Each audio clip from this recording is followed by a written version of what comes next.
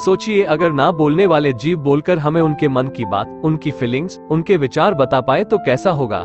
आप सोचेंगे कि ये क्या काल्पनिक बातें कर रहे हो। वो इसलिए क्योंकि आज की कहानी ऐसी ही एक काल्पनिक कहानी है, लेकिन वह हमारे वास्तविक जीवन से इस तरह से जुड़ी हुई है और इतनी गहरी बात हमें सिखाती है कि आपको भी यह कहानी पढ़कर याद रह जाएगी।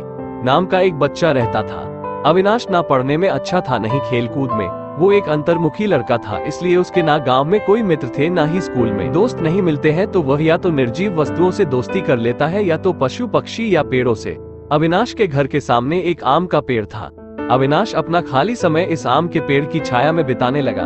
अविनाश या तो स्कूल में होता था या तो इस पेड़ के पास पेड़ के साथ खेलता था, उस पर चढ़ता था, वही उसकी छाया में आराम करता और वही सो जाता था। इतना पसंद करता था कि वह अपने मन की सारी बातें अब उस पेड़ को बताने लगा था। एक दिन चमत्कार हुआ। जब अविनाश अपने मन की बातें उस पेड़ को बता रहा था, तब अचानक वो पेड़ बोल पड़ा। का कोई ठिकाना नहीं रहा, क्योंकि अब ना उसे कोई सुनने वाला मिल गया था, साथ ही साथ कोई ऐसा भी जो उससे बातें करे। अविनाश की इतनी घनिष्ठ मित्रता देख वो अपने आप को रोक नहीं पाया और उसे मजबूरन बोलना पड़ा। लेकिन वह अविनाश जैसे दोस्त को पाकर बेहद खुश है। पेड़ को भी अविनाश की आदत हो गई थी।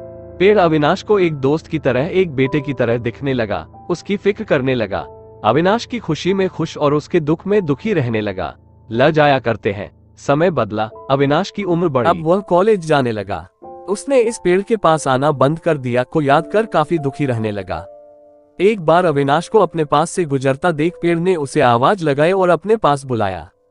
पेड़ ने अविनाश से कहा, आओ अविनाश, मेरे पास बैठो, कुछ बातें करते हैं। कि मेरे पास इतना वक्त नहीं है कि मैं तुम्हारे पास बैठ सकूं और बातें कर सकूं, क्योंकि अब मुझे कॉलेज जाना है और मुझे इस बात की भी टेंशन है कि कॉलेज की फीस कहां से लाऊं ना। और उसको टेंशन में देखकर पेड़ बोला, देखो मेरे पास पैसे तो नहीं है, मगर हाँ, अगर मेरे फल बेचकर तुम्हें कुछ मदद होती हो तो मेरे सारे फल तोड़ कर ले जाओ। का सुझाव पसंद आया। उसने तुरंत सारे आम तोड़ लिए और बाजार में बेचकर उसके अच्छे खासे पैसे कमाए और अपनी कॉलेज की फीस भर दी। अपनी जिंदगी में बिजी हो गया और एक बार फिर से पेड़ अकेला हो गया। पेड़ हर दिन अविनाश का इंतजार करता, लेकिन 3-4 साल बीत गए, उसे अविनाश मिलने नहीं आया। फिर एक दिन अचानक अविनाश उसको उसके पुराने घर में आता हुआ दिख गया। खका काफी खुश हो गया। पेड़ ने अविनाश को अपने पास बुलाया और बोला, आओ अविनाश, मेरे पास बैठो, चलो कुछ बातें करते हैं। हाँ, मैं तुम्हारे साथ नहीं बैठ सकता क्योंकि अब मेरी शादी हो गई है। हालांकि मुझे नौकरी मिल गई है, लेकिन अभी मेरी तनख्वाह इतनी नहीं है कि मैं अपने इस पुराने घर को नया बना सकूं। मुझे काफी चिंता है कि मैं अपनी पत्नी को कैसे इस पुराने घर में रखूंगा। देख, फिर से पेड़ का दिल पिघल गया। पेड़ ने अविनाश से कहा, तुम मेरी सारी डालियां काटकर अपने घर को नया बना लो, इससे तुम्हारी समस्या सुलझ जाएगी। डालियां काट ली और बाजार में बेचकर उसके पैसे बना लिए। वो अपने पुराने घर को भाड़े पर देकर कहीं और रहने चला गया। पेड़ फिर से एक बार अकेला हो गया, छोड़ दी कि कभी उसकी मुलाकात अविनाश से हो भी पाएगी या नहीं। पेड़ भी अब पूरी तरह से उजड़ चुका था। उसकी डालियां कटने के बाद ना उस पर फूल आते थे ना पत्ते। फिर एक दिन पेड़ ने एक झुके हुए लकड़ी के सहारे चलते एक बूढ़े आदमी को अपने पास आते देखा।